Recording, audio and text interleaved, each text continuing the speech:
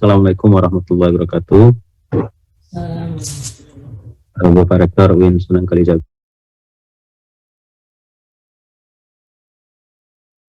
Mute, Pak Fahri. Fakultas, prodi-prodi, Bapak Ibu dosen di UIN Sunan Kalijaga,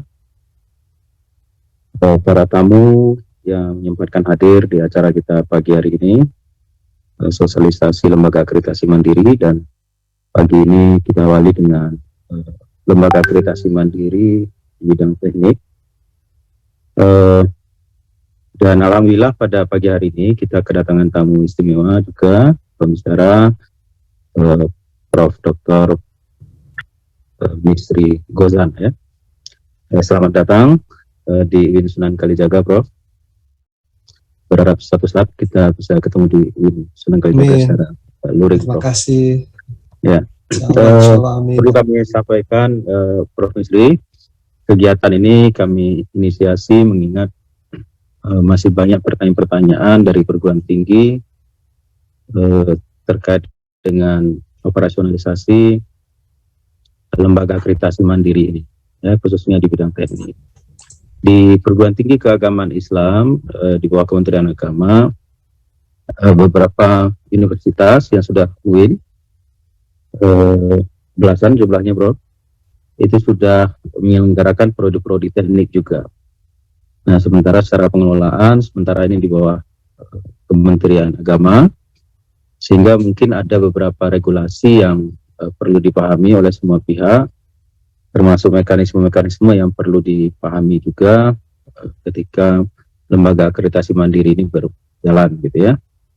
Nah, pada kesempatan ini kami persilakan nanti Prof. Misri menjelaskan hal-hal terkait dengan operasional LAM teknik ini, dan beberapa pertanyaan yang pasti sering ditanyakan, Prof, ini terkait dengan masa mulai berlakunya LAM teknik ini, apakah memang strict di tanggal-tanggal yang sudah disepakati pada saat sosialisasi kemarin itu, apakah ada relaksasi aturan begitu, kemudian masalah pembiayaan, Prof. Ini memang salah satu yang bagi perguruan tinggi di Indonesia, ada yang sudah mapan secara keuangan, ada perguruan tinggi kecil yang masih berkembang. Itu akan juga menjadi pertanyaan bagi mereka, bagaimana mekanisme pembiayaannya gitu. Nah, Bapak Ibu, kita akan bagi dua sesi ini, sesi presentasi oleh Prof. Misri nanti, kemudian setelah itu sesi tanya jawab. Bapak Ibu bisa mengajukan pertanyaan juga melalui ruang chat yang ada. Kemudian nanti kalau yang akan bertanya silakan tekan tombol raise hand dan kita akan beri kesempatan satu persatu. 30 menit pertama atau nanti silakan disesuaikan waktunya, Prof. Kami persilakan kepada Prof. Misri untuk mempresentasikan hal-hal yang terkait dengan lembaga akreditasi mandiri bidang teknik ini. Saya persilakan, Prof. Terima kasih. Assalamualaikum warahmatullahi wabarakatuh. Waalaikumsalam. Bismillahirrahmanirrahim. Terima kasih kepada Pak Rektor dan juga Pak Fahri beserta Bapak Ibu sekalian, para pimpinan di UIN Sunan Kalijaga, dan juga para hadirin semua. Saya yakin ini ada dari Ambon, dari mana-mana nih saya lihat ya, ada banyak sekali. Saya tidak mungkin sapa satu persatu. Bismillahirrahmanirrahim. Alhamdulillahirabbil alamin. Asyhadu an la ilaha illallah, asyhadu anna Muhammadar Rasulullah. Allahumma shalli ala Muhammad. Terima kasih ya sekali lagi, ini meringankan beban kami sebenarnya ya. Karena saya selalu menolak kalau ada permintaan dari prodi gitu ya untuk sosialisasi, karena ada, bayangkan saja ada 3.750 program studi dan terus bertambah yang yang harus diakreditasi oleh LAM teknik ya. Nanti juga akan hadir yang lain-lainnya, bahkan ada yang bisa sampai 5.000 juga kalau tidak salah. LAMKES itu sudah mencapai 5.000 prodi. Bisa dibayangkan Bapak Ibu sekalian, kalau setiap prodi atau setiap fakultas saja, nggak usah prodi lah ya, meminta kepada kami, maka ada sekitar 400-an fakultas teknik di seluruh Indonesia. Belum termasuk yang kementerian dan lain-lain gitu ya, yang belum kami sempat hitung gitu. Maka setahun kalau tiap hari sosialisasi juga nggak mungkin dipenuhi gitu ya rasanya. Jadi kalau sekalian begitu semua kami mau memenuhi gitu ya kalau banyak pesertanya dan sekali pukul ibaratnya kalau kata orang-orang itu ya sekali pukul itu bisa banyak yang mendengarkan itu bagus sekali. Terima kasih dan saya bisa langsung saja ya mungkin saya diperkenankan untuk share screen ya. Sudah ini saya kira. Oke. Nanti saya akan skip sebagian karena sebagian besar sudah pernah saya sampaikan juga dan waktunya sangat terbatas kali ini. Jadi saya akan percepat beberapa hal gitu ya. Ya, Bapak Ibu sekalian, kalau akreditasi itu sangat penting ya, kita sudah sadari lah bahwa secara hukum ada aturannya, kalau tidak terakreditasi maka tidak akan boleh untuk mengeluarkan atau akan dicabut kesahannya untuk mengeluarkan ijazah begitu ya. Memberikan gelar-gelar itu akan dicabut haknya oleh menteri itu ya. Di skala itu juga kita harus memandang akreditasi ini sebagai bentuk akuntabilitas publik yang dilakukan oleh LAM dan amanat undang-undang ya. Di sisi lain kalau untuk bidang teknik, nah karena saya dari LAM teknik, perkenalkan saya saat ini menjadi ketua atau chairman dari atau direktur eksekutif dari komite eksekutif dari LAM teknik. Dan saya sudah meninggalkan yang IAB-nya sebagai ketua, saya sudah tinggalkan karena diserahkan kepada Prof. Romli ya karena terlalu banyak berat untuk mengasuh dua-duanya. Jadi kalau kita lihat di bidang teknik itu banyak sekali ancaman. Kalau salah desain, salah desain, salah spek seperti ini, salah spek, ini salah desain gitu ya. Saya bisa pakai note ya ini ya. Notation nggak bisa ya, nggak apa-apa. Ini salah membangun, akibatnya bisa fatal, kesetrum semua ya, nggak kelihatan listriknya ya, dan ini bisa meninggal. Jadi yang profesi yang sebenarnya cukup berbahaya kalau dia melakukan kesalahan tidak hanya dokter ya. Kalau malpraktek dokter mungkin 1-2 orang yang meninggal gitu. Tapi kalau orang teknik ini bisa banyak yang meninggal ini ya. Baik kalau jembatannya rubuh gitu ya, ambruk. Bahkan di saat pembangunan pun bisa ini, apalagi di saat operasional misalnya terjadi ledakan dan sebagainya.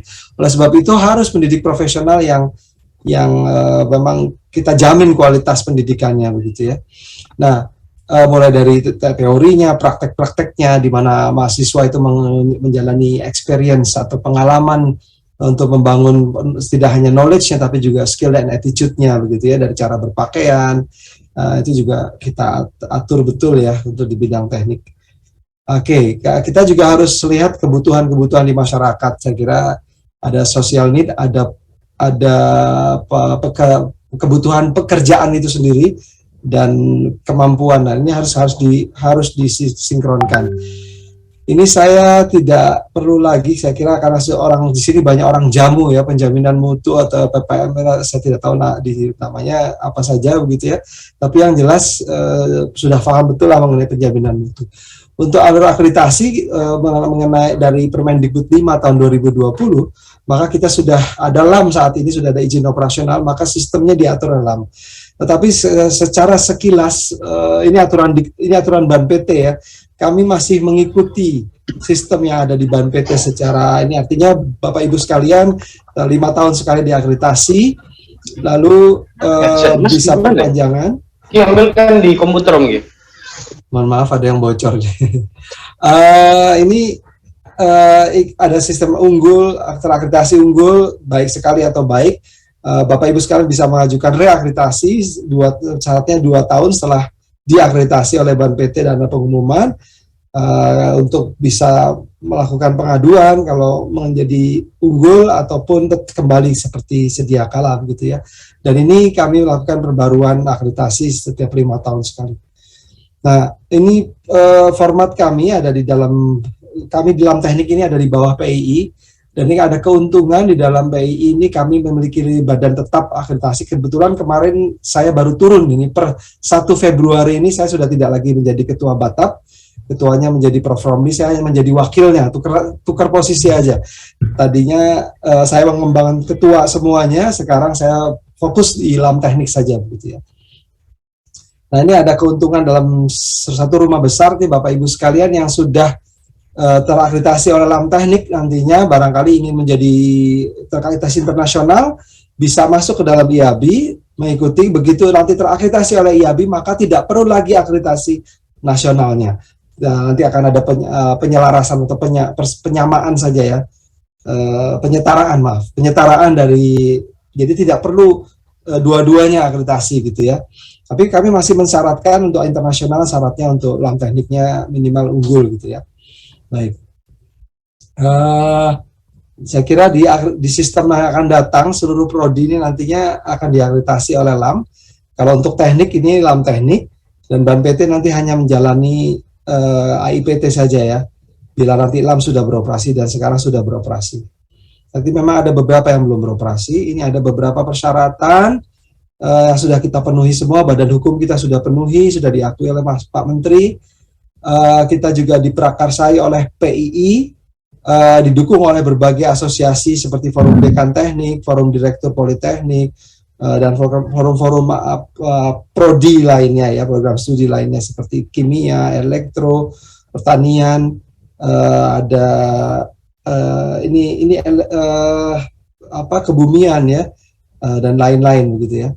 Dan ada banyak sekali. Lalu daftar prodi kami juga tidak membuat sendiri. Jadi mohon maaf nanti kalau ada yang merasa kok kami kok masuk ke teknik atau kok kami tidak masuk ke teknik, jangan protes ke kami karena kami tidak berhak sama sekali untuk menetapkan siapa klien kami kira-kira begitu. Tadi kan kita ini lembaga yang swasta begitu kurang lebih ya. Nanti saya akan singgung sedikit lah mengenai kelembagaan ini. Jadi ini semua haknya menteri untuk menetapkan. Kalau nanti ada surat masuk ke kami juga akan forward kami akan lanjutkan kepada Dikti maupun BAN PT ya supaya ditindaklanjuti. Karena wewenangnya tidak ada pada kami untuk menentukan prodi mana yang diakreditasi oleh kami gitu ya. Nah, di kami itu ada di halaman 22 sampai 33 itu di lampiran S186 SK Kemendikbud ini ada 365 jenis jenjang, 3.750 prodi kami hitung berdasarkan PD Dikti dan BAN PT. Saat ini mungkin sudah bertambah dan kami yakin akan bertambah terus karena ada dari kementerian lain ya. Instrumennya kita sudah punya, ini sudah disahkan baik untuk yang untuk nomor 12 ya, 12 ini instrumen akreditasi prodi untuk bidang akademik dan vokasi, dan nomor 13 ini Perban 13 ini untuk yang PSPPI untuk profesi ya. Dan alhamdulillah untuk LAM teknik sudah disahkan untuk semua jenjangnya begitu ya. Jadi mulai vokasi, sarjana, vokasi dan akademik serta profesinya. Baik untuk D1, D2, D3, D4 atau S1 terapan, S1 atau sarjana, lalu S2, S3, serta PSPPI. Ini sudah semua maupun S2 terapan. Baik, nah Bapak Ibu sekalian nanti akan ada instrumen, saya juga akan tunjukkan kalau sempat nanti website-nya, tapi Bapak Ibu sekalian bisa lihat di website.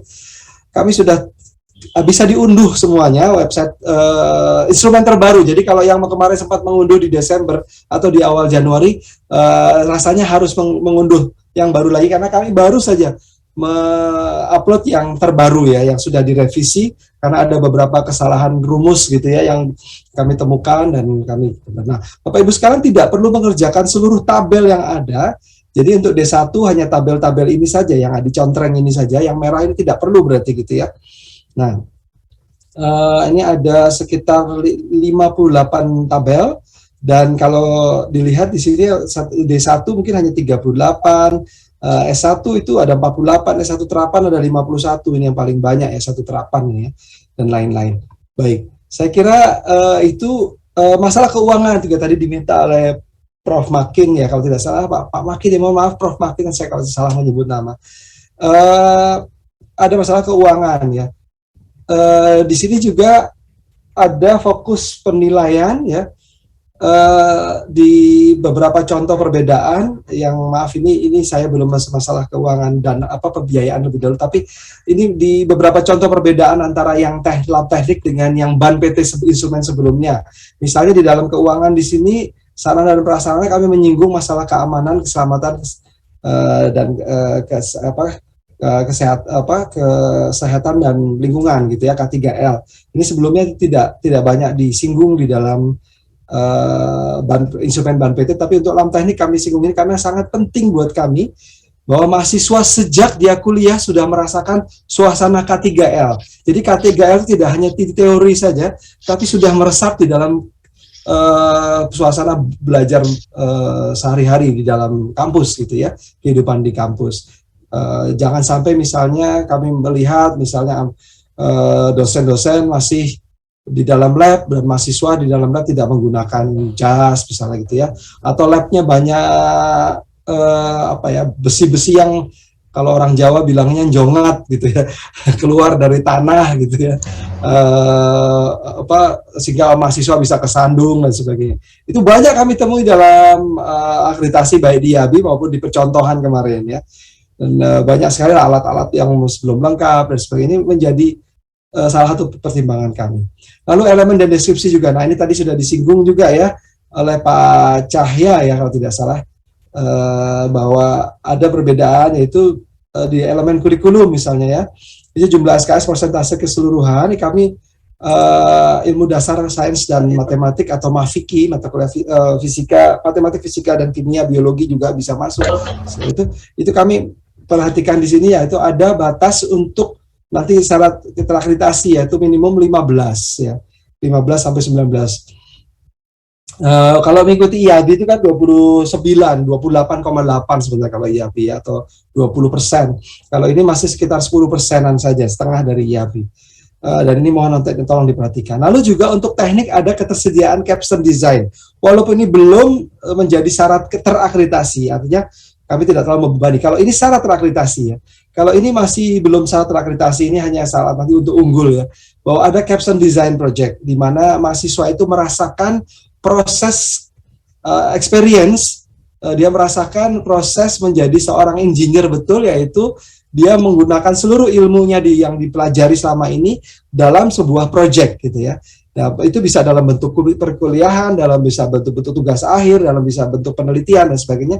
Tetapi harus dia menggabungkan seluruh ilmu bidang teknik yang dia bidang studi teknik yang dia pelajari selama tahun-tahun di perkuliahan tersebut ya. Dengan ini nanti saya belum sempat memuat apa itu capstone design project di dalam slide, tapi kurang lebih begini. Dia merasakan menjadi seorang insinyur gitu ya, merancang bersama dengan rekan-rekan lainnya dalam sebuah project ya. Nah, ini tentu setiap prodi bisa berbeda-beda ya. Oke, LAM teknik ini hanya akan melayani akreditasi program studi, penyetaraan, rekognisi dan internasional keunggul tadi sudah saya singgung, dan banding. Untuk yang lain-lainnya belum kami layani, karena kami hanya diizinkan untuk melaksanakan 3 hal ini. Lalu prosedur umumnya ada siklus 3 batch per tahun, jadi per 4 bulan itu, jadi 1 Januari, 1 Mei, dan 1 September. Itu dimulainya. Nanti ada kuota 750 program studi per tahun untuk 2 tahun pertama ini. Setelah itu kami akan terus meningkatkan kapasitas sehingga kami bisa memenuhi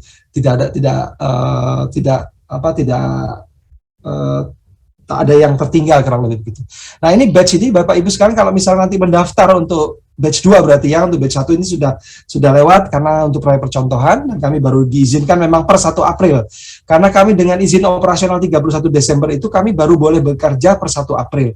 Nah, 1 April ini artinya kalau kita buka di sini nanti Bapak Ibu sudah bisa mendaftar dari mulai 1 April. Nanti kita akan buka website kami untuk memulai di batch 2 ini, kurang lebih begitu ya.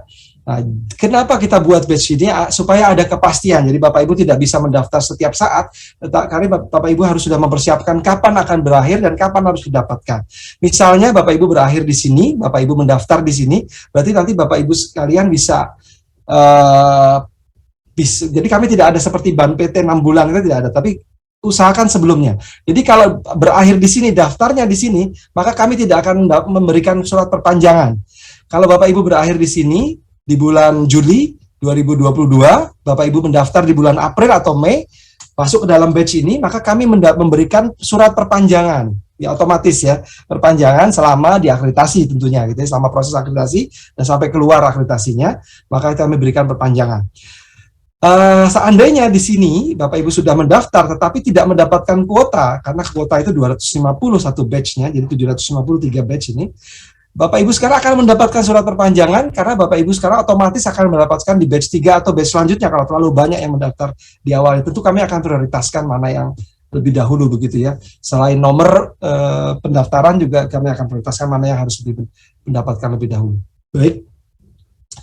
Biaya akreditasi bukan kami yang menetapkan. Sebenarnya waktu kami menetapkan jauh di bawah ini dulu. Sekitar 40 berapa gitu ya, 43 kalau tidak salah kami menetapkan, atau 46 juta untuk per prodi. Tetapi karena ternyata biaya akreditasi ini diminta oleh Dikti bahwa kami menjalani sebagaimana sebuah lembaga swasta, maka kami harus membayar pajak, kami harus membayar gaji termasuk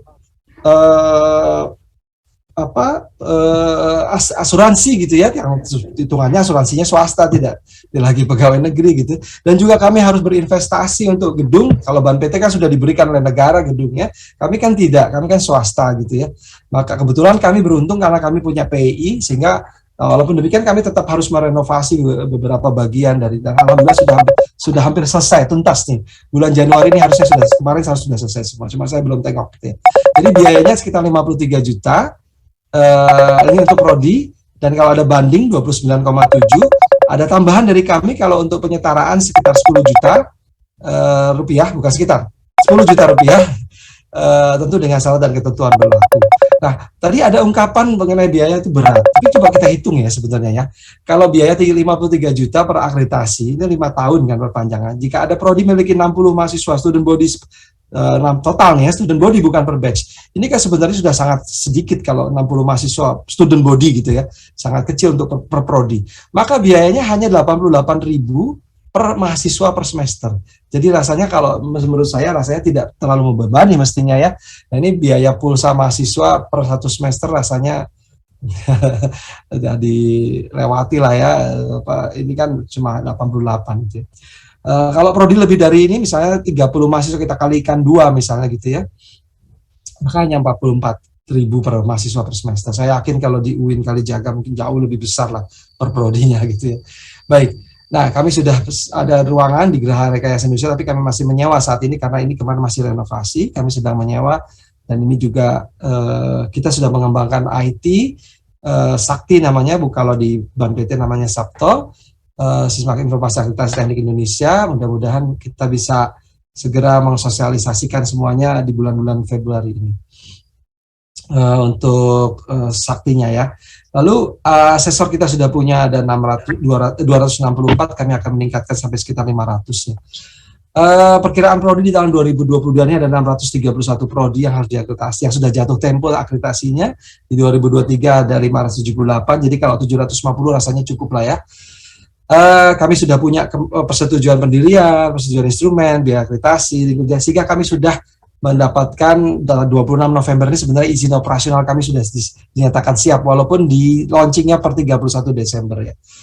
Kami sudah siap, jadi saya tidak muat lagi, saya tidak perlu bahwa ini dia. Jadi nanti mulai, karena kami sudah diizin operasional per 1 Januari, per 31 Desember, maka hitungannya 3 bulan mulai 1 Januari, kami lakukan ini. Dan Bapak Ibu sekalian yang jatuh tempo di 6 bulan, yaitu bulan Juli, itu nanti masih bisa ke Ban PT kalau memang belum siap menggunakan instrumen kami. Tapi kalau per 1 Juli nanti semua sudah menggunakan instrumen kami ya. Jadi kalau ini hitungannya begini, izin operasional 31 Desember, 1 Januari, ini sampai 31 Maret masa berakhir prodi akreditasinya, maka Bapak Ibu masih bisa pakai Ban PT. Atau kalau masih belum siap dengan LAM teknik, sampai dengan Juni ini masih bisa memilih antara Ban PT dengan LAM teknik dan Ban PT instrumennya, karena kami menggunakan instrumen yang berbeda.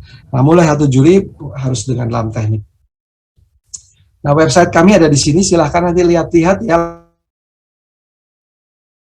gampang dihafalnya, lamteknik.or.id. Di sini juga bisa di bagian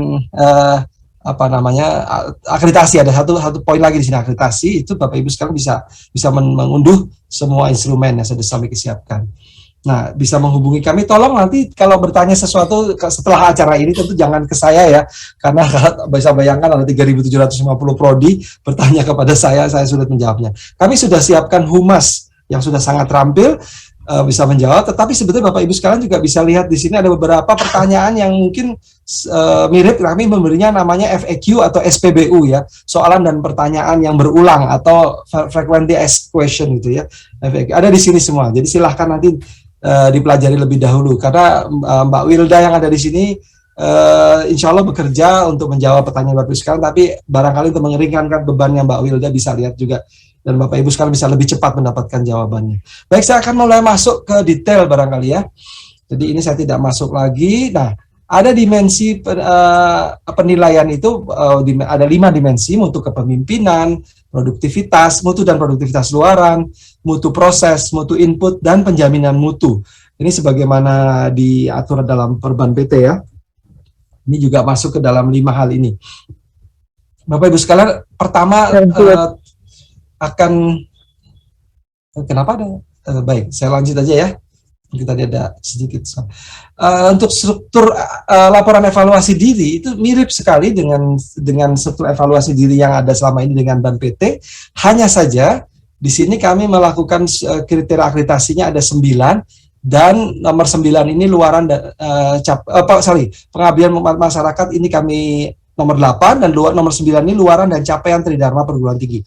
Jadi tidak lagi dan juga ada penjaminan mutu kami keluarkan di sini gitu ya. Nanti tidak lagi setiap ini ada luaran misalnya begitu ya, tidak lagi, tapi ada luarannya di nomor 9 untuk kriterianya. Lalu penjaminan mutu dan program pengembangan berkelanjutan. Ini mirip sekali sebenarnya dengan Ban PT, hanya saja di sini susunannya agak berbeda di nomor D ya di kriteria.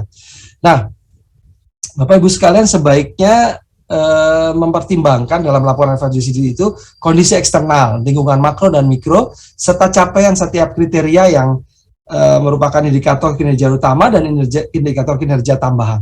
Jadi pasti ada lah, kalau IKU kan sudah jelas, tetapi untuk prodi itu pastinya ada kinerja tambahan gitu ya, IKT-nya gitu ya.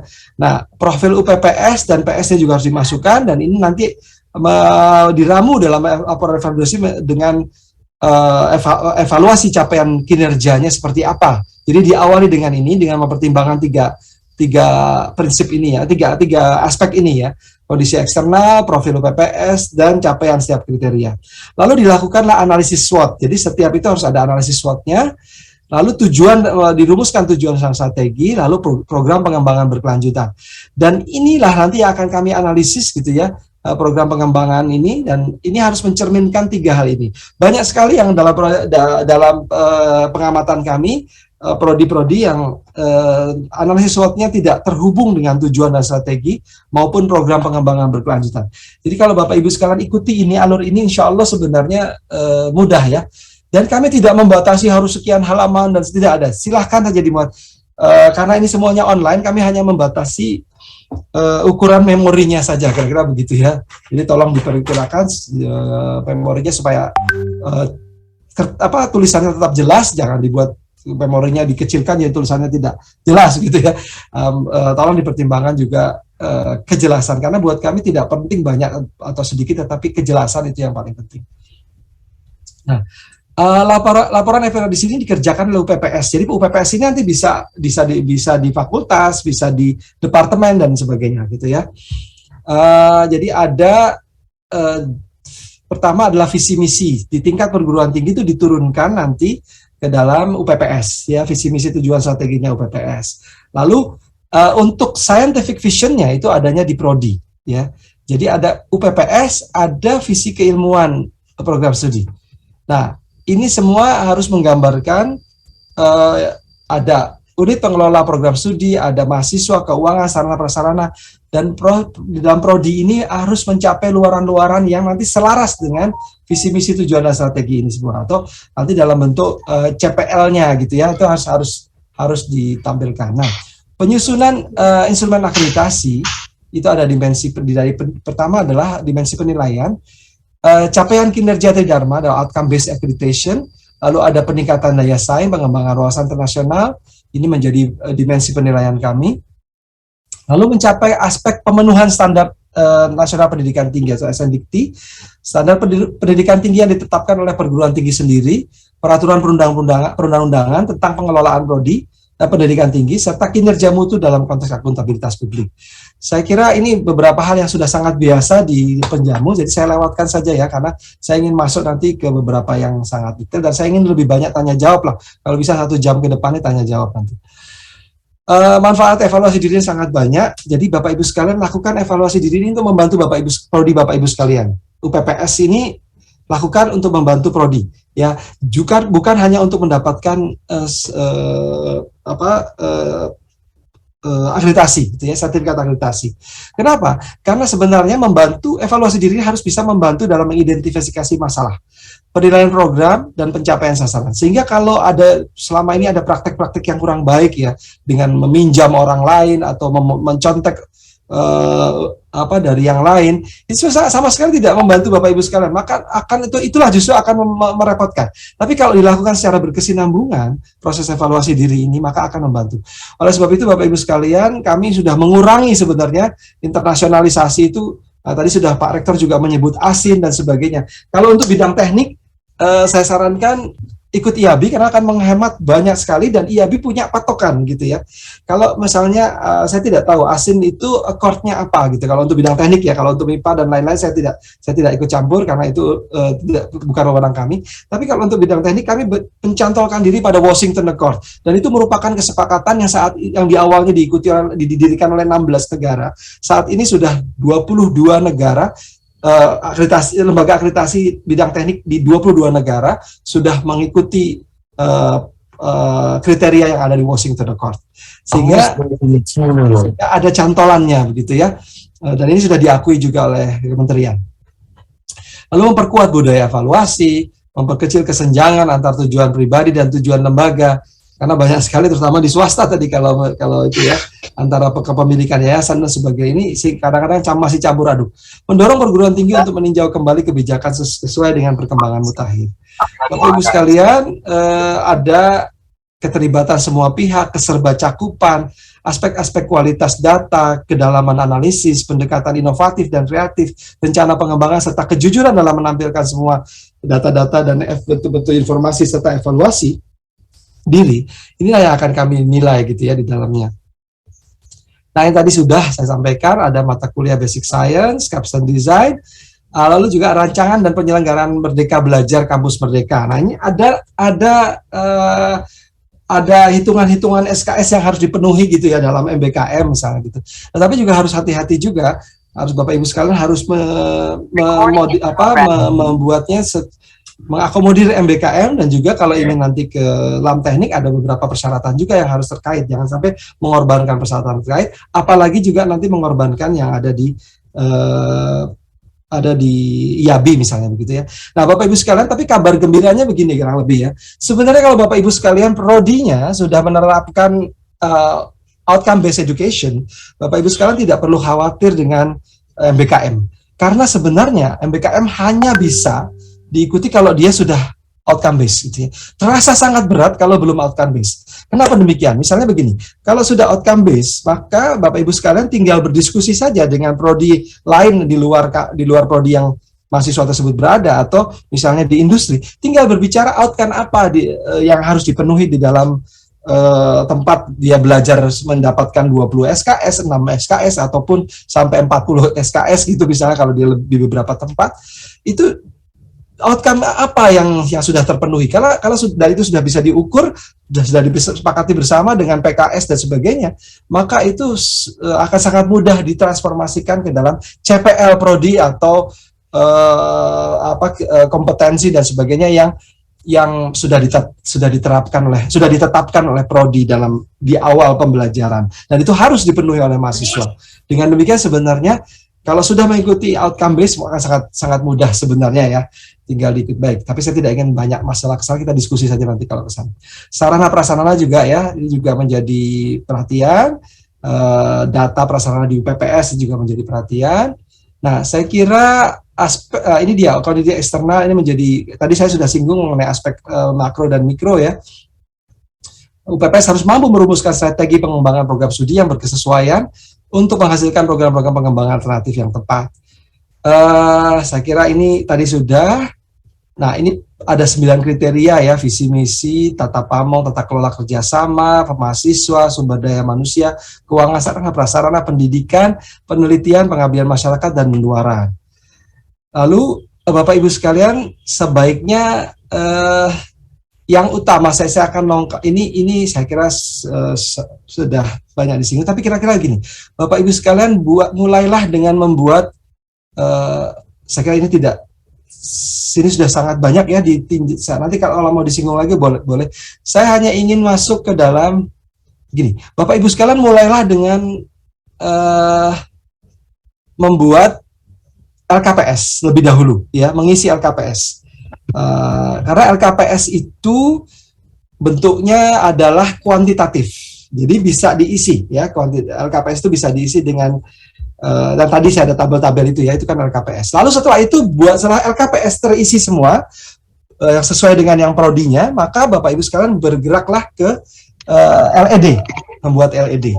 Jadi kalau saya sarankan jangan mulai dengan LED atau jangan dipisahkan, membuat secara paralel antara LED dengan LKPS. Inilah yang sering terjadi, membuat kebingungan antara LKPS dengan LED, tidak ada sinkronisasi. Jadi kalau saran saya, tim itu yang menyusun itu mulailah dengan LKPS. Kenapa? Karena LKPS itu adalah potret verbatim, potret apa adanya, gitu ya. Dan potret ini masukkanlah ke dalam evaluasi diri, gitu ya. Dibahas di sana dengan pertimbangan, dengan SWOT, dengan aspek-aspek lain tadi, ada 3 aspek tadi ya yang bisa dilakukan. Baik. Saya kira saya tidak perlu masuk ke sini ya. Untuk penelitian ini mungkin masuk ke sini dulu, ke pendidikan dulu. Dokumen formal kebijakan pendidikan dan panduan akademik yang memuat tujuan dan sarana pendidikan, strategi, metode dan instrumen untuk mengukur efektivitasnya. Lalu penilaian itu apa saja? Ada di sini ya, budaya akademik, kesesuaian kurikulum, persentase keseluruhan, penyelenggaraan ini juga menjadi, tapi insya Allah lebih mudah. Kami merumuskannya dengan sangat mudah nih untuk Merdeka Belajar Kampus Merdeka ini. Lalu untuk penelitian, ini kebijakan penelitian mendorong adanya keterlibatan mahasiswa program studi dalam penelitian dosen. Kebijakan penelitian harus memastikan adanya peta jalan, seterusnya. Saya kira itu yang paling utama. Mungkin saya akan masuk ke dalam karena ini waktu ya, saya kira saya akan masuk ke sini. Nah, ini dia syarat perlu untuk peringkat ya, untuk nilainya akreditasinya lebih besar atau sama dengan 361 atau maka syarat perlu terakreditasi sudah terpenuhi, syarat unggul sudah terpenuhi, untuk baik sekalinya belum terpenuhi, oleh sebab itu dia masuk unggul. Kalau dia ini lebih kecil nih ya, ini harusnya mana ini ada kesalahan. Oh ya, enggak betul, ini betul, lebih besar sama dengan atau lebih besar, tapi syarat unggulnya tidak terpenuhi, maka dia masuk ke dalam baik sekali. Sementara kalau dia jatuh di antara 301 sampai 361, dia pasti masuk ke dalam baik sekali. Ya, kalau dia sudah terpenuhi syarat baik sekalinya, maka dia masuk baik sekali. Kalau syarat baik sekalinya tidak terpenuhi, maka dia pasti masuk dalam baik. Nah, untuk antara 200 sampai 301 ini masuknya ke dalam baik apabila syarat perlu terakreditasinya terpenuhi. Nanti kita akan lihat apa saja syarat perlu akreditasinya ya. Apabila tidak terpenuhi, sisanya akan masuk ke dalam TMSP, gitu ya. Bapak Ibu sekalian, syarat perlu terakreditasi itu apa saja? Untuk di program Diploma 3, sarjana terapan, magister terapan, itu syarat pertama adalah skor butir penilaian penjaminan mutunya harus lebih besar atau sama dengan 2,0. Untuk skor butir penilaian kecukupan ilmiahnya untuk dosen tetap program studi itu lebih besar dari 2,0. Ya. Jadi kecukupan jumlah ya, ini harus lebih besar dari 2,0 untuk dosennya. Ini kan syaratnya 5 S2 ya untuk yang sarjana misalnya gitu ya. Nah, skor butir penilaian kurikulum, keterlibatan pemangku kepentingan dalam proses evaluasi dan pemutakhiran, kesesuaian capaian pembelajaran dan lain-lain, ini syaratnya 2,0 ya. Syaratnya 2,0 untuk penilaian kurikulum. Ya. Untuk skor butir penilaian, di sini ada cukup banyak, maka bisa agregatnya itu yang kita nilai 2,0. Nah, skor butir penilaian basic science, Mafiki, matematika, fisika, kimia, biologi, dan lain-lain. Untuk sarjana terapan itu 2,0 atau setara 15 SKS minimum ya. 15 SKS kalau menerapkan 144 total kredit semester untuk S1 ya. Nah, jika satu atau lebih butir penilaian tidak terpenuhi, maka program studi tidak akan terakreditasi. Nah, ini yang mungkin perlu Bapak Ibu perhatikan. Nah, untuk syarat perlu unggul, baik sekali, maaf, itu baik sekali, itu skor butirnya 3,0, 3,0, 3,0, 3,0. Jadi ini artinya nanti ini sekitar 20. Kalau untuk 3,0 ini sekitar 20, gitu ya. Nah, kalau ini sekali lagi ini untuk yang basic untuk S1 yang tadi 20 itu S1 ya. Untuk sarjana terapan dan sarjana gitu ya. Nah, untuk yang unggul itu 3,5, artinya sekitar 24 kalau tidak salah ya, 24 itu syarat untuk 3,5 ya. Baik Bapak Ibu sekalian, nanti kalau ini untuk yang unggul ya. Baik. Saya kira itu dulu yang ini saya akan menampilkan dua. Pertama adalah website kami. Mana nih website kami? Oh, itu dia. Ini ada Bapak Ibu sekalian lihat mudah sekali LAMTeknik or ID. Jadi kalau pertama kali buka itu pasti adanya tampilannya akan begini. Sebentar, ini agak lama. Oke. Ini tampilannya akan seperti ini. Sudah terlihat ya website kami ya. Ini tampilannya seperti ini, lalu itu silahkan lihat di akreditasi, tentang akreditasi, di sini ada instrumen misalnya gitu ya. Ini ada semua dan bisa diunduh, bisa di-download ya. Ini harusnya unduh nih, jangan download di bahasa Indonesia aja, saya ganti. Kita biasakanlah bahasa Indonesia. Baik. Jadi silahkan, karena ini nanti jangan sampai salah mengambil ya, karena ini sudah ada jelas semuanya nih. Misalnya ini untuk LKPS, akademik dan vokasi, ini LKPS untuk diploma misalnya gitu ya. Dan ini ada banyak. Kalau gitu nanti ini untuk LED nih ya, matriks penilaian LED-nya gitu ya. Ini untuk sarjana, akademik dan vokasi gitu. Oke, sebentar. Ini untuk yang magister, itu untuk doktor, ini ada beda-beda ya semuanya ya. Jadi jangan sampai salah mengambil. Lalu saya juga ingin menunjukkan terakhir adalah contoh ya. Saya ambil contoh saja untuk yang program sarjana. Ini program sarjana dan ini nanti Bapak Ibu sekalian silahkan mengisi di sini. Ini LKPS-nya nih ya. Sorry, ini ini LAK-nya ya. Maaf. Sorry, ini LAK untuk kami. Sorry, saya salah membuka. LKPS-nya kita unduh saja sekarang dari sini ya. Sebentar, saya stop sharing dulu. Jadi kalau saya unduh dari sini, ambil saja di sini misalkan ini LKPS, kita unduh di sini. Oke. Ya, jadi ini kalau saya sekarang terlihat apa ini? Oke, sudah terlihat matriks penilaian ya. Jadi ini matriks penilaian. Baik, kita lihat dari matriks penilaiannya. Di sini ada semua. Jadi Bapak Ibu silahkan lihat masing-masing ada di sini. Nanti bisa diunduh. Misalnya untuk yang apa tadi ya, basic science ya. Nah, ini basic science. Ini ketersediaan mata kuliahnya ini untuk yang kalau 4 itu lebih besar dari 25 ya, 20 sampai 24 itu 3 ya. Dan tapi syarat minimalnya itu memang 15 sampai 19 ya. Untuk yang syarat baik itu 15 sampai 19. Untuk yang unggul syaratnya itu di atas 25 ya. Sama dengan atau lebih besar dari 25. Itu jadi misal contoh bisa melihat. Kelihatan ya di sini ya angkanya ya semuanya. Lalu apalagi misalnya nanti kita bisa lihat. Tapi sementara Bapak Ibu sekalian saya ingin menunjukkan bahwa itu semua ada dan nanti bisa lihat juga. Sebentar saya akan unduh lagi LKPS-nya mana. Sebentar.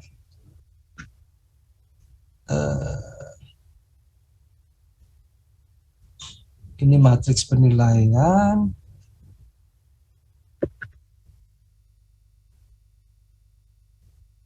Dokter sebentar.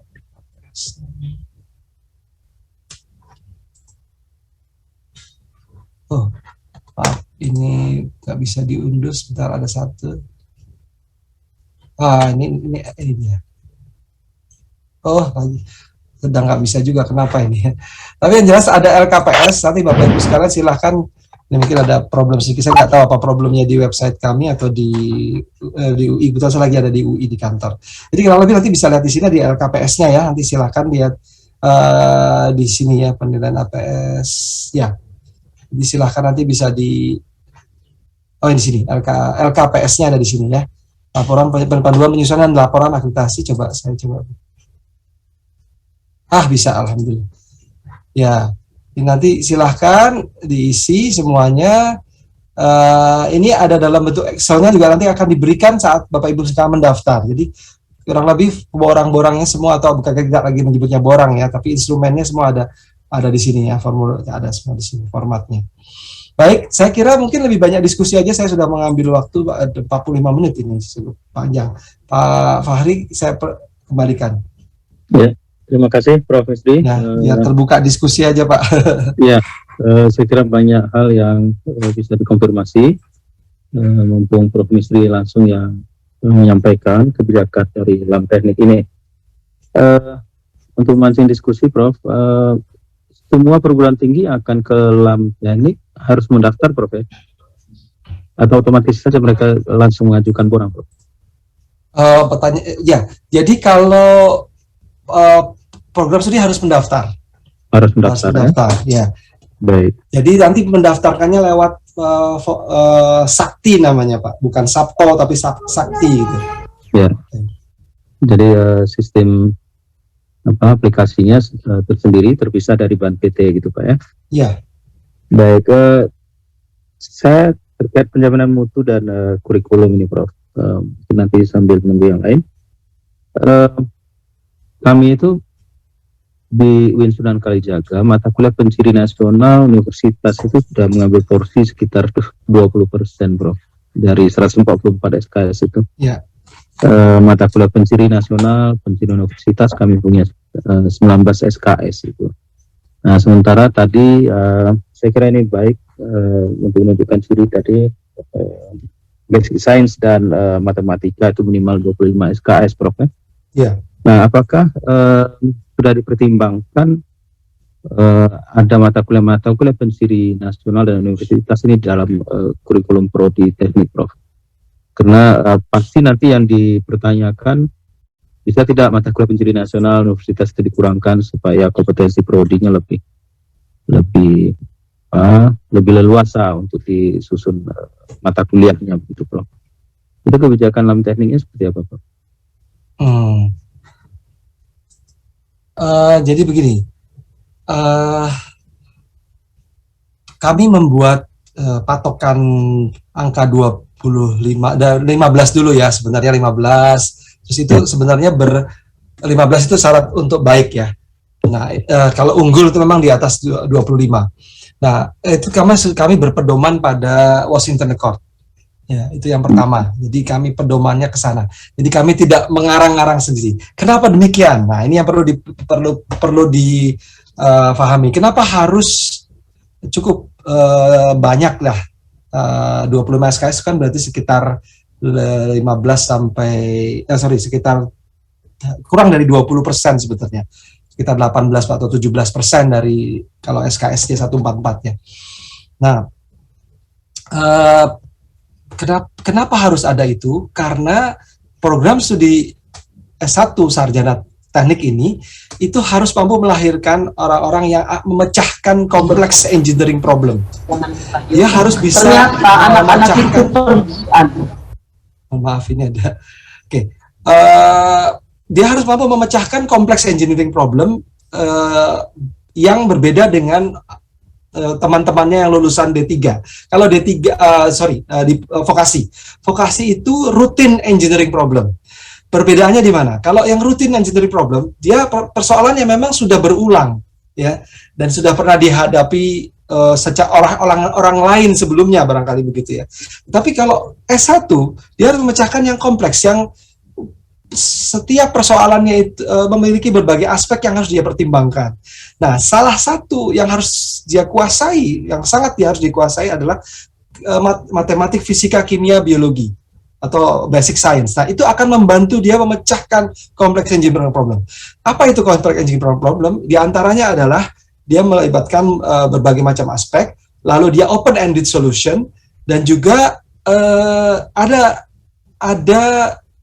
aspek-aspek lokal dan lain-lain, hukum, sosial, ekonomi yang harus dia pertimbangkan, dan itu termasuk regulasi juga ya yang terkait dengan hal tersebut. Misalnya kalau di bidang sipil itu ada regulasi tersendiri dan sebagainya.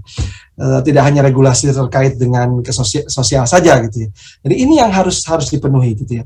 Nah, sehingga dengan demikian kami harus mengarah ke sana. Bahkan sebenarnya Mas Menteri itu bilangnya gini, udah ikuti saja yang internasional semuanya gitu. Kalau kami bilang, wah kasihan kalau semuanya harus mengikuti yang internasional, itu terlalu berat. Sehingga kami juga mempertimbangkan yang SNMPT. Nah, pertanyaannya sudah terjawab belum ya Pak Fahri? Tadi saya agak... Jadi, apakah mata kuliah penciri nasional universitas ini masih diakomodasi di kurikulum prodi teknik, Prof? Nah, penciri nasional untuk bidang teknik itu juga masuknya di dalam, sebentar, kalau kurikulum kami mempertimbangkan itu, tapi tidak terlalu mempertimbangkan itu sebenarnya Pak ya, tidak terlalu mempertimbangkan penciri nasional ya, kayaknya tidak terlalu kami masukkan gitu sebenarnya. Itu kami persilahkan saja, boleh-boleh saja gitu, asal tadi tidak melanggar batas-batas yang tadi gitu Pak. Jadi boleh saja. Baik, kita akan teruskan diskusinya Bapak Ibu. Jadi bukan merupakan penilaian kelebihan dari gitu, tapi boleh-boleh saja gitu, kira-kira gitu. Ya, karena tadi pemikiran kami Prof, kalau mata kuliah keilmuan prodi teknik ini betul-betul diterapkan, tentu akan butuh banyak space SKS begitu. Nah, biasanya yang dipertimbangkan untuk dieliminasi itu kan adalah penciri nasional ataupun mata kuliah penciri universitas. Sementara di sisi lain, kebijakan universitas mewajibkan prodi juga memperlakukan ya, mata kuliah yang menjadi penciri nasional dan universitas. Tapi porsinya relatif tidak banyak sebetulnya di UIN, hanya 19 SKS. Ya. Insya Allah ciri basic science tadi dan matematika ya, dan keilmuan prodi tekniknya masih punya spesial cukup luas. Baik, kita coba teruskan diskusi ini. Ada Pak Cahyono Sigit yang tadi sudah resen. Saya persilakan Pak Cahyono Sigit, to the point Pak, mengingat waktu. Terima kasih Prof. Tadi saya hanya ingin konfirmasi saja Prof, karena kalau tentang basic science Prof tadi itu kan 20 sampai 24 kalau tidak salah. Ya. Kalau tadi di syarat unggul itu kan 3,5 nih. Kalau 3,5 itu kan berarti dia mungkin 22 atau 23 gitu nggak Prof? Berarti atau gimana Prof? Enggak, 3. Jadi kalau lihat dari ini terakhir, jadi kita lihat yang terakhir aja ya. Itu di terakhir itu 25. Kalau 4 itu gini, kalau untuk dapat nilai 4 itu memang 25. Jadi kalau untuk 3,5 berarti di antara itu kira-kira. Jadi antara 22 sampai 23 gitu nih, Prof. Ya, itu nanti dilihat dari gini. Karena kadang-kadang begini, karena kadang-kadang mata kuliahnya itu tidak pasti, Pak. Jadi contohnya begini ya, ada yang menghitungnya itu matematik, misalnya kalkulus kan jelas ya, Pak. Kalkulus. Tapi ada yang mengatakan misalnya gini, ini nama mata kuliahnya termodinamika misalnya gitu. Termodinamika itu kan jelas-jelas bukan mata kuliah dasar gitu ya. Tapi di dalamnya ada misalnya kimia fisika ya, tentang teori-teori termodinamika dasar. Itu bisa kami masukkan juga, misalnya kami hitung dari 3 SKS satu mata kuliah bisa 1,5 gitu kami hitung, atau 1. Nah, itu kan juga ada expert judgment lah di situ Pak, kira-kira. Jadi kurang lebih memang sekitar 22, 23 gitu ya. Sekitar itu. Iya, makasih Prof. Kalau tidak salah itu awalnya 26 ya, terus yang 4. Ya, saya punya Prof yang baru. Ya, nanti coba ya mudah-mudahan bisa dilihat yang terbaru nanti ya. Kita coba. Iya, siap. Ya, saya kira itu saja Pak Fahri sementara. Ya. Terima kasih Pak Sigit. Di ruang chat ada yang bertanya untuk prodi baru masuknya ke penilaian mana? Ya jelas aturannya mulai berlaku April nanti ya Prof ya. Sudah di bawah LAM teknik Bapak Ibu. Kemudian ada pertanyaan lagi, apakah ada syarat minimum jumlah dokter untuk dapat akreditasi baik sekali Prof di prodi sarjana? Tadi yang pertanyaan mengenai prodi baru Pak, itu sebenarnya tidak ke kami Pak. Prodi baru kan otomatis ke Dikti ya, atau ke Ban PT ya, bukan kami. Jadi kami tidak menilai prodi baru. Artinya gini, untuk pendirian prodi baru, itu bukan kami yang menilai, tapi di Silemkerma itu ya kalau tidak salah ya. Di Silemkerma. Untuk izinnya memang di Silemkerma. Ya, tapi nanti kalau mereka sudah dapat izin, ya ke kami nanti. Jadi tidak lagi baru namanya ya gitu ya. Kalau sudah pernah ini untuk yang pertama kali diakreditasi, itu memang ke kami semuanya gitu. Kalau sebelumnya itu kan izinnya di Silemkerma itu. Tadi pertanyaan berikutnya yaitu syarat doktor itu memang ada, tapi saya tidak hafal persisnya berapa. Silakan dilihat ya, saya tidak hafal persisnya berapa. Nanti lihat di borangnya deh. Coba ya, dosen itu saya juga kok kembali lagi ke sebentar. Saya tidak hafal semuanya soalnya.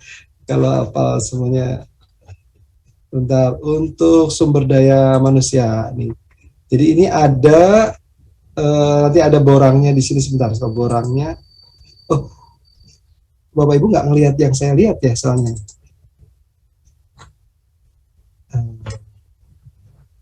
Bentar. Oke, sebentar.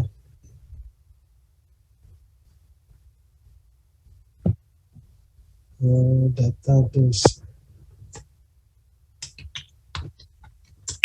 Tidak hafal persis, tapi ada memang ada sekian dosennya gitu ya. Itu ada di tabel 3A1 ya, sebentar. Di tabel di sumber daya manusia. Tabel 3A1 poinnya sebentar, saya nggak hafal poin berapanya nih. 3A1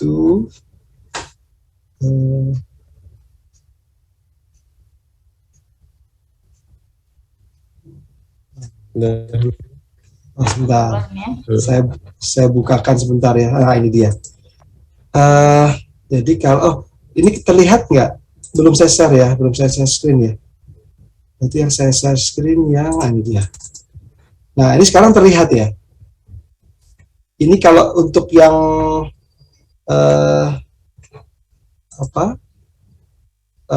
dosen ini untuk ada hitung-hitungannya seperti ini ya.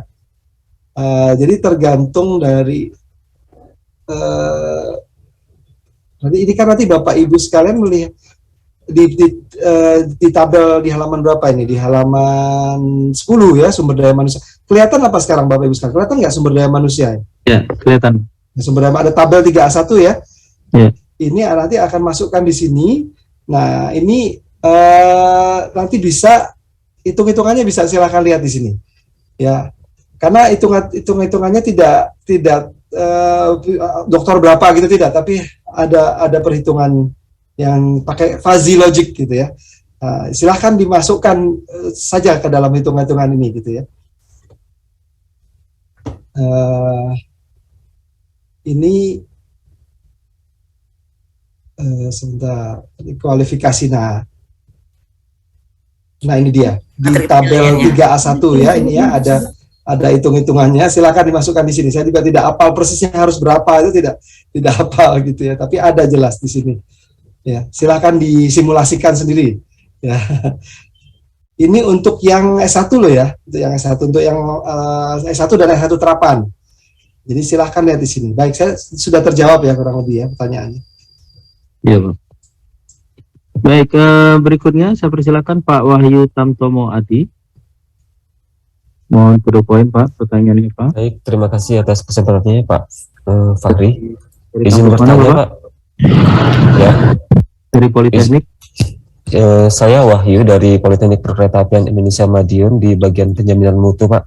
Iya. Nah, kebetulan saya masih baru nih ingin bertanya kami punya 2 prodi yang terakreditasi B sejak 2017 dan akan berakhir pada masa November 2022 ini. Dan kalau berdasarkan peraturan PM5 2020 itu kan prodi tidak harus melakukan perpanjangan program studi, tapi akan diperpanjang otomatis gitu Pak. Nah, terkait dengan hal ini, 2 prodi kami ini terdaftar di LAM 1 teknik sesuai PM 189 tadi. Nah, nanti berarti kami harus mengurus perpanjangan atau harus mengurus akreditasi baru untuk prodi ini, Pak? Iya. Dalam saat ini. Terima kasih Pak Wahyu Tamtomo. Kami juga pernah banyak sekali mendapatkan pertanyaan serupa dari prodi ini ya, tidak hanya politeknik tapi yang lainnya juga. Jadi perpanjangan otomatis kami belum menerapkan itu. Jadi satu sisi itu. Sebenarnya pertanyaan Bapak bisa saya jawab mudah, yaitu prodi baru Pak. Jadi apa akreditasi baru. Kenapa? Karena instrumennya kan beda Pak. Instrumennya Ban PT dengan instrumen kami berbeda. Jadi kami tidak diperkenankan. Kami juga bertanya kepada Ban PT, boleh nggak kami melakukan penyetaraan?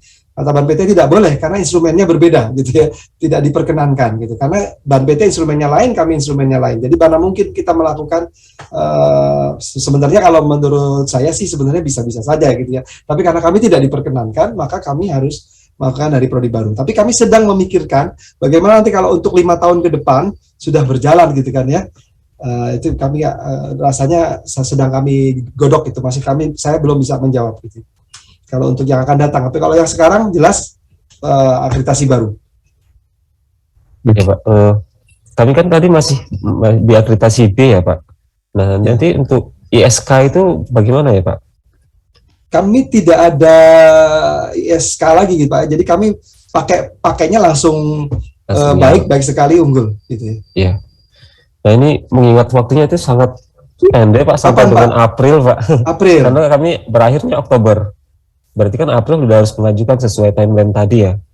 Kalau Oktober, berarti Bapak punya waktu nih dari sekarang, punya cukup banyak Pak. Kalau Oktober, Bapak nggak mesti 6 bulan Pak, jadi nggak mesti 6 bulan. Syarat 6 bulan itu kami tidak ikuti lagi gitu. Syarat 6 bulan. Jadi Bapak misalnya Oktober, Bapak mau ngajukannya di batch ketiga masih bisa Pak. Oh, baik. Gitu. Jadi Bapak otomatis akan dapat surat perpanjangan. Jadi untung kan sebenarnya gitu ya. Jadi otomatis mendapatkan surat perpanjangan walaupun di bulan April belum mengajukan perpanjangan gitu Pak? Iya, Bapak habisnya kapan? Oktober ya? Iya. Oktober. Kalau di Ban PT kan April harus memajukan. Kalau kami nggak begitu. Jadi habisnya Oktober Bapak bisa mulai mengajukan nanti di 1 September juga bisa gitu ya. Oh, jadi punya waktu cukup banyak nih sebenarnya. Kalau Bapak mau mengajukan di yang Mei sangat bagus juga gitu, atau April boleh juga gitu ya. Iya. Sebenarnya punya banyak waktu sekarang. Jadi lebih tenang Pak ya. Iya Pak, ini menjawab kekhawatiran kami Pak. Ya, insya Allah lebih tenang ya sekarang. Ya, baik. Terima kasih Pak. Sama-sama. Ya, terima kasih Adi. Berikutnya Pak, ini ada dari Politeknik Negeri Jakarta, Bu Isnanda Nuriskasari.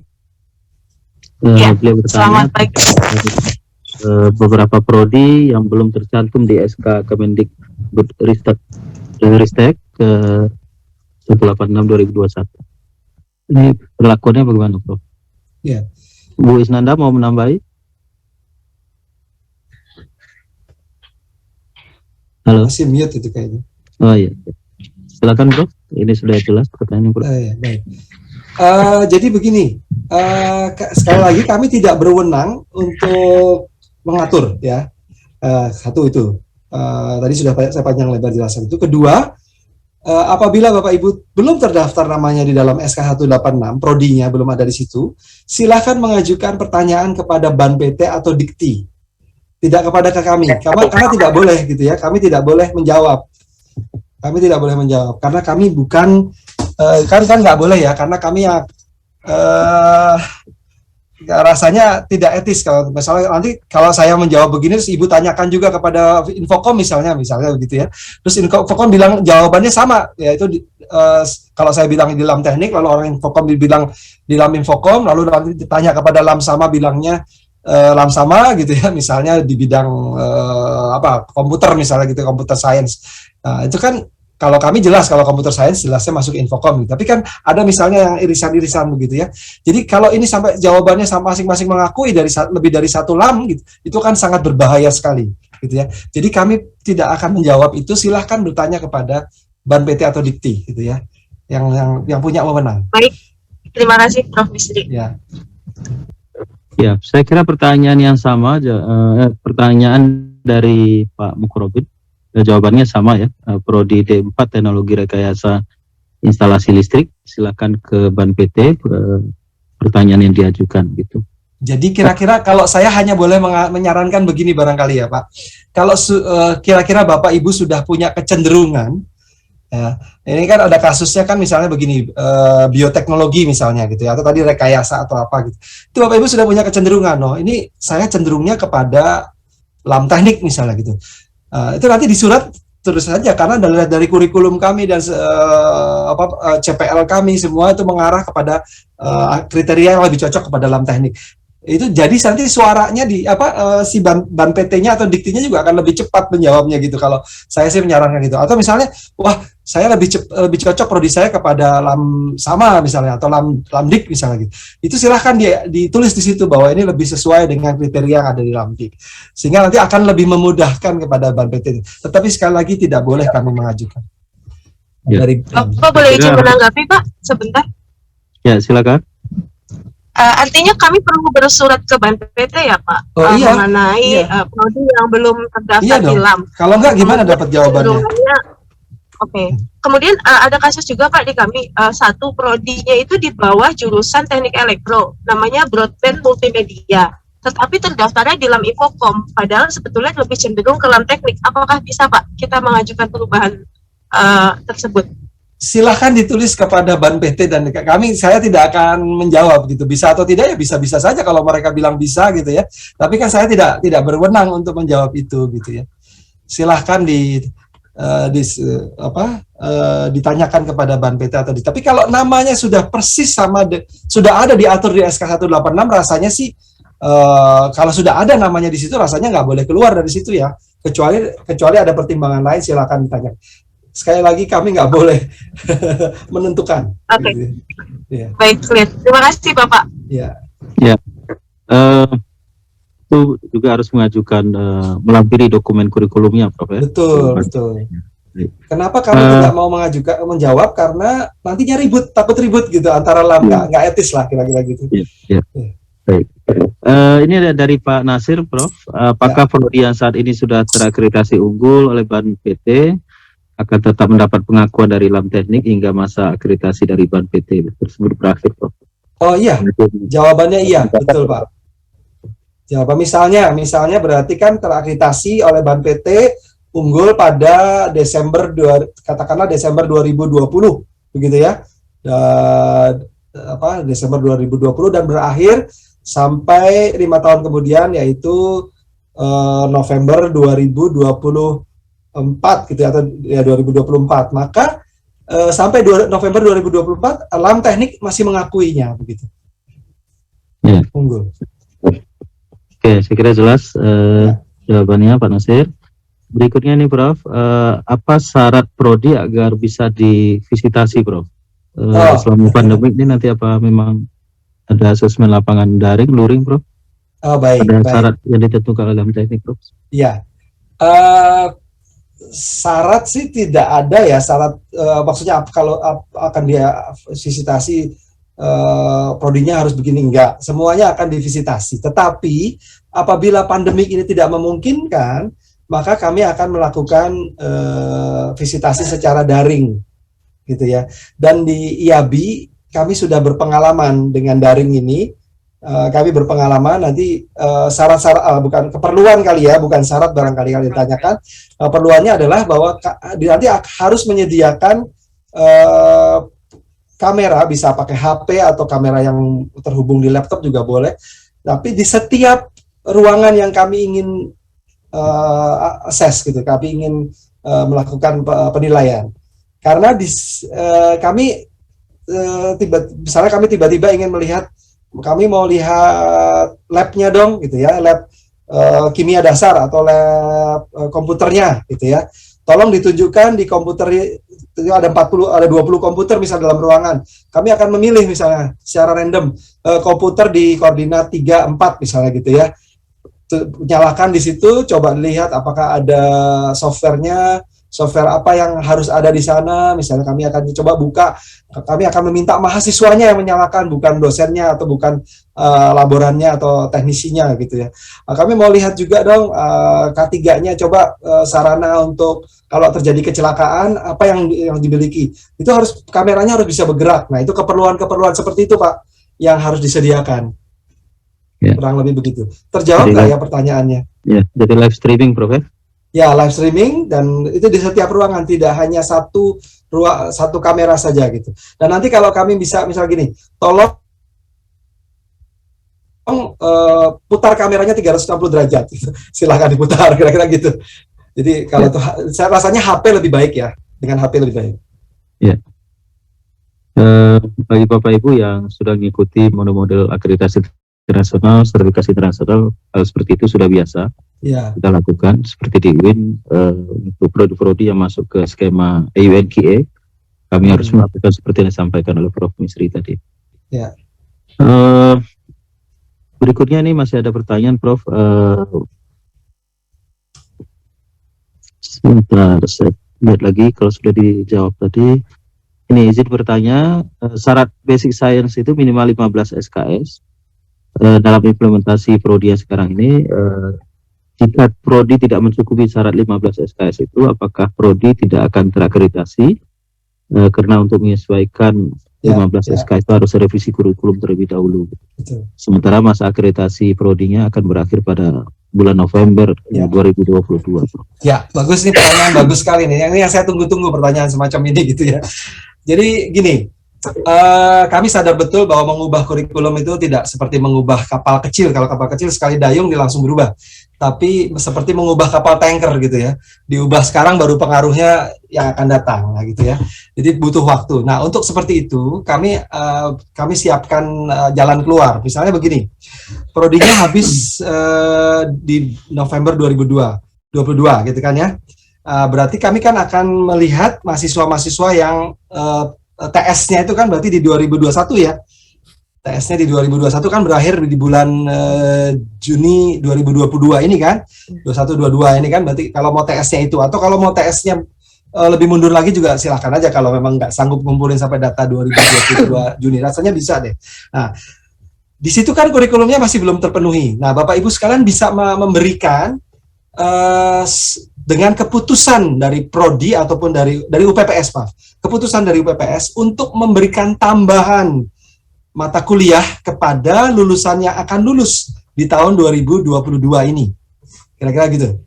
Kalau masih bisa di 2021 juga Bapak panggil lagi kan juga, tapi kan rasanya nggak mungkin ya. Bapak Ibu panggil lagi kan nggak mungkin. Berarti yang di 2022 yang akan lulus dilakukan pemberian mata kuliah yang masih kurang, yang kiranya nanti akan diajukan pada kurikulum yang akan datang. Kira-kira begitu solusinya. Gitu. Ya. Tapi itu harus surat dan dibuktikan, ada keputusan dari UPPS, minimum UPPS, bisa kalau lebih bagus lagi dari fakultas gitu, makin kuat gitu ya tentang penambahan ini. Nah, mahasiswanya yang mau lulus semuanya dipanggil dan dilakukan semacam matrikulasi gitu ya. Nah, itu kami nanti akan melihat apakah cukup atau tidak misalnya matrikulasi. Jangan cuma sehari matrikulasinya, tidak mungkin gitu kan. 2 hari, 3 hari jelas tidak mungkin, harus ada cukup waktu untuk memberikan matrikulasi. Nah, itu teknisnya bisa online, bisa daring, bisa luring dan sebagainya. Tapi harus jelas surat keputusan dan teknis pelaksanaannya serta evaluasi pelaksanaannya. Jadi tidak cuma dilaksanakan terus nggak ada evaluasi gitu. Tapi ada evaluasi penilaiannya gimana gitu. Ada yang lulus, ada yang tidak juga.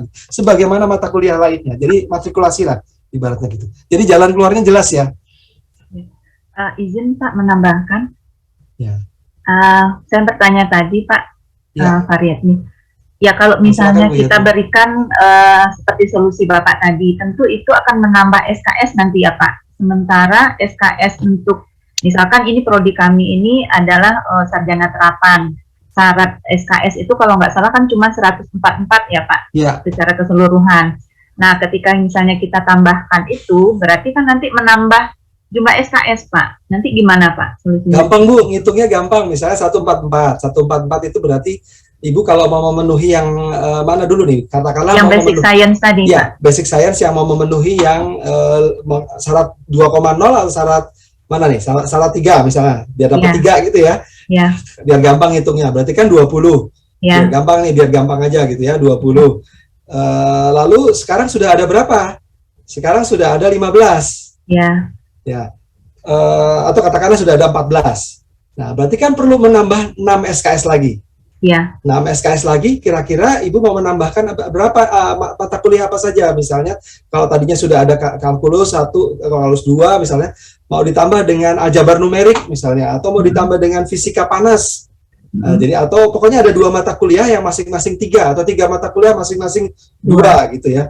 Silahkan tambahkan. Wah, Pak, berarti nanti jumlah SKS-nya tidak lagi 144, Pak. Jadi 150. Ya, itu nggak dihitung begitu kita ngitungnya. Kita ngitung kekurangannya gitu. Gitu ya. Nah, apakah itu nanti ditambahkan saja di dalam transkripnya, atau itu sudah teknis yang di UPPS lah, bukan urusan kami lagi kalau sudah seperti itu. Artinya dengan penambahan yang tadi itu yang nanti akan kita revisi di kurikulum berikutnya, yaitu yang Bapak sampaikan tadi ya. Iya. Tapi untuk penilaian sekarang tetap dengan kurikulum yang ada, cuman untuk memenuhi yang syarat terakreditasi 15 tadi itu terpenuhi gitu ya Pak ya? Ya, lulusannya yang akan lulus di TS tersebut.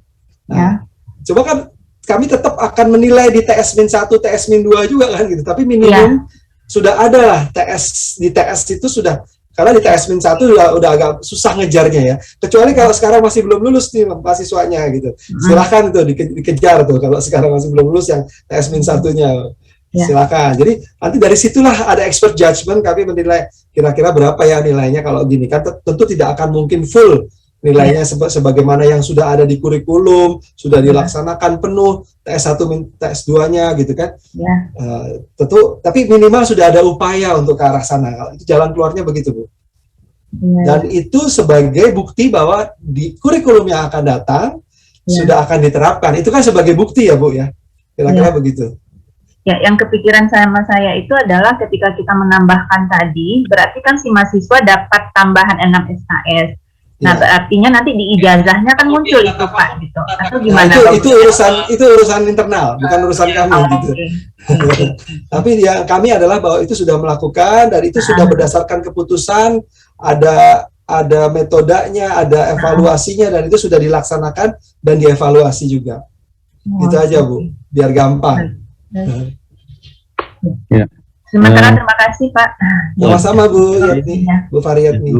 Ya. Ini masih terkait dengan pengajuan reakreditasi, Prof. Ada 3 pertanyaan ini dari Pak Andi Rahman, dari LPM, dari Bu Irmayani, Prof. Dari Pak Andi Rahman ini, jika akreditasi habis 17 April 2021, apakah mengajukan ke LAM atau mengajukan ke Dikti? Ini 2021, Prof. Kalau 2021 berarti sudah habis dong ya? Iya. Maksudnya 2022 barangkali ya? Mungkin 2022. Ada Pak Andi Rahman di sini? Apakah tahun pertanyaan Bapak benar Pak? 2021 atau 2022?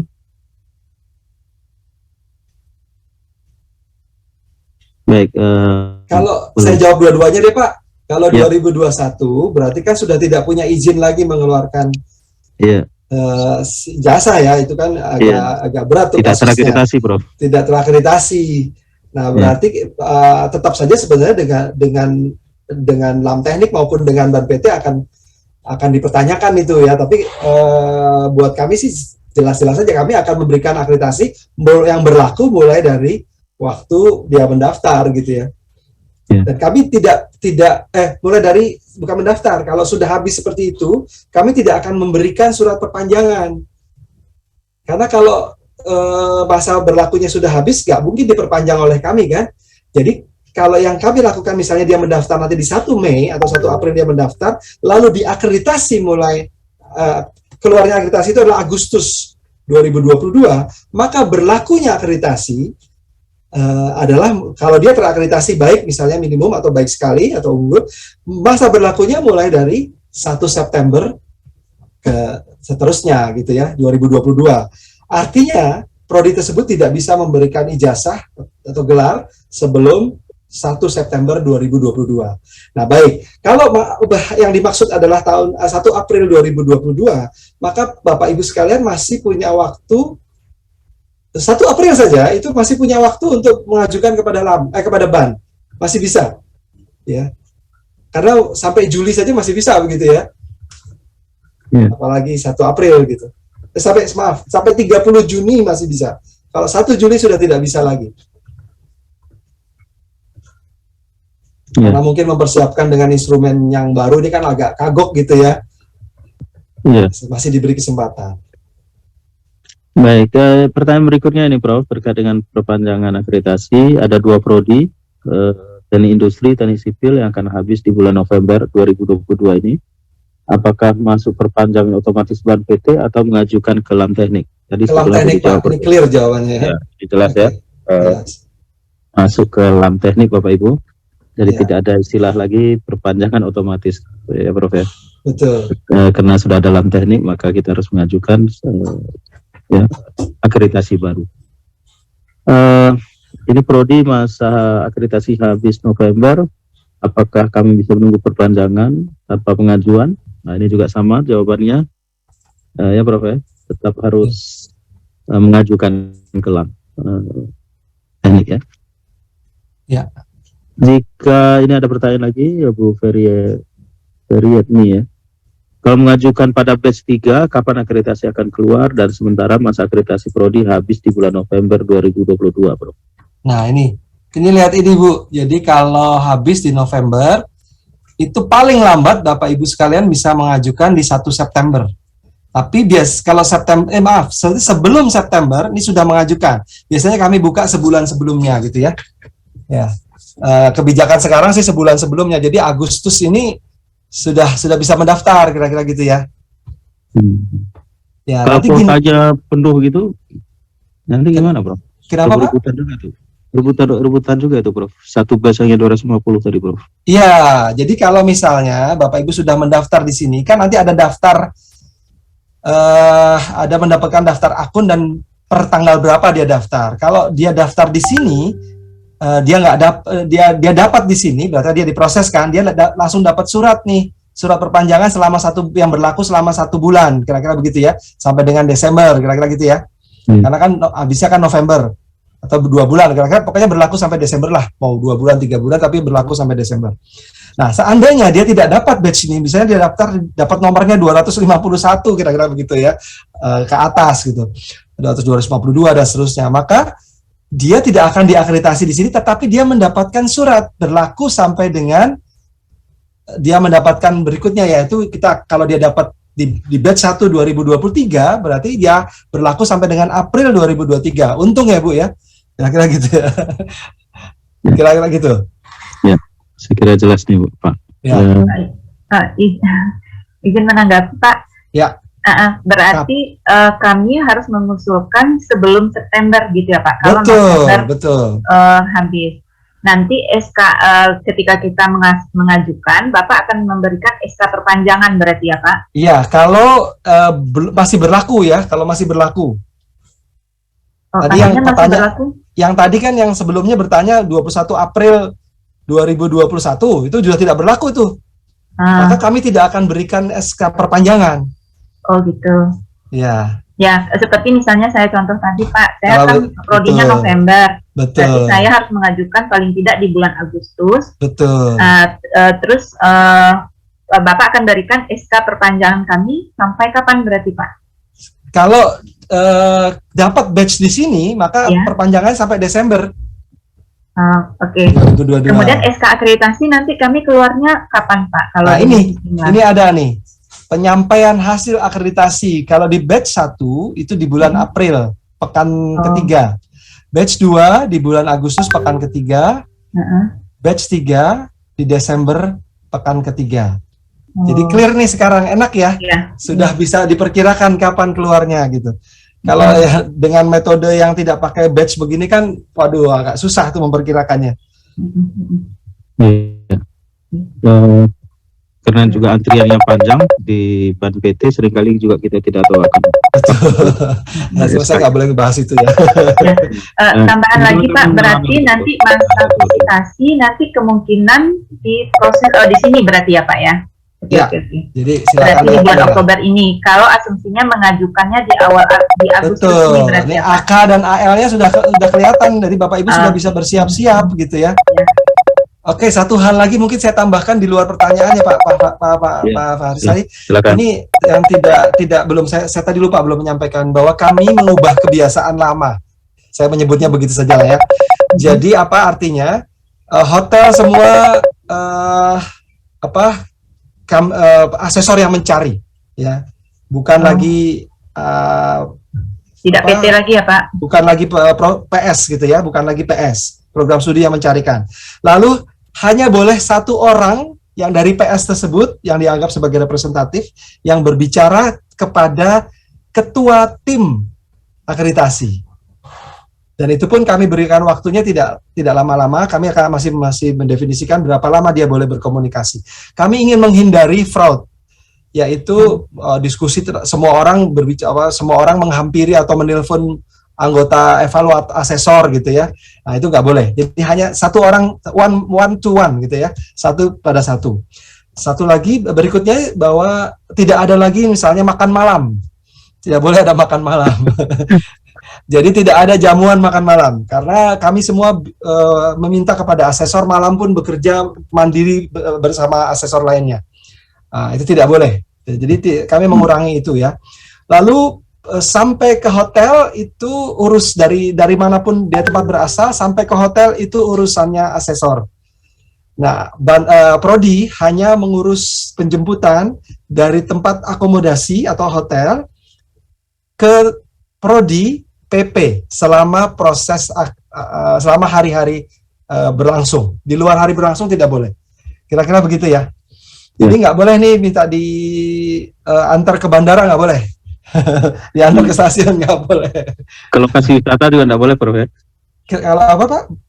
Ke lokasi wisata juga tidak boleh. Nggak boleh. Kecuali itu adalah bagian dari MBKM-nya Prodi misalnya. Dalam bagian dari penilaian itu boleh gitu ya. Kalau di luar bagian penilaian asesmen tidak boleh. Ini sudah jadi kode etik kami dan ada namanya Dewan Pengawas yang terdiri dari para senior-senior yang galak-galak, maaf ya, yang sakti-sakti lah kira gitu, yang mengawasi secara tidak terlihat oleh asesor. Nah, nggak boleh saya utarakan, tapi jelas tidak terlihat. Prodi akan merasakan kehadiran mereka.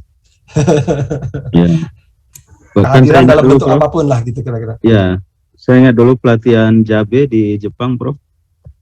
Boleh makan siang bersama, tapi makanan di bawah masing-masing, Prof. Ya, untuk alam teknik masih diperbolehkan makan siang dan snack di dalam Prodi boleh menyediakan, tapi tidak boleh memberatkan. Tidak perlu sampai keluar cari restoran, itu nggak perlu. Jadi silahkan dilakukan prasmanan atau dilakukan pakai kotak, boleh silahkan gitu. Yang enaknya aja, tapi nggak perlu sampai keluar cari restoran yang wah, apalagi sampai asesornya bilang saya tuh pengennya makan ikan di sini, itu nggak boleh. Nanti Prodi bisa lapor itu tanpa asesornya tahu gitu ya.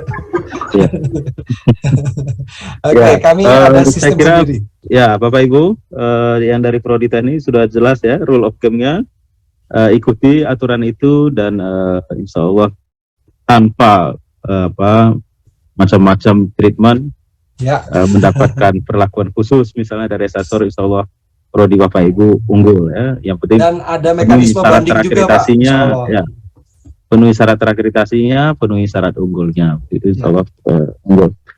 Konfirmasi lagi Pak, boleh Pak? Waktu dan lam berikutnya juga akan presentasi. Sekali lagi kami mengucapkan terima kasih atas keluasan waktu Provinsi terakhir boleh Pak Ministri ke ruang Zoom ini, kemudian menjawab semua pertanyaan yang ada. Nanti kalau Bapak Ibu masih ingin mengajukan pertanyaan, silakan ke hotline tadi sampaikan dari lab teknik tadi, Bapak Ibu bisa akses juga di situ. Pamit ya. Ya, hampir semua peserta ini Prof, mohon kalau materi Prof Misri, sini. Oh Pak Nur, Ya, nanti silahkan ke humas kami nggih, Pak, Bapak Ibu sekalian. File Banyak presentasinya supaya bisa terakreditasi. didapatkan, Bro? Kenapa? File presentasinya bisa didapatkan. Oh, boleh, nanti saya kirim. Ya, baik. Kepada Ya, Bu demikian Rani Bapak saya Ibu, kirim. sekali lagi terima kasih. Saya mohon maaf, Provinsi Pak Goldan, Batin. sukses kasih. dalam tekniknya, Prof. Iya. Diberi keberkahan semua bagi kita ya. Ya, Pak Nur, selamat Pada para bertugas. peserta, terima kasih atas partisipasinya.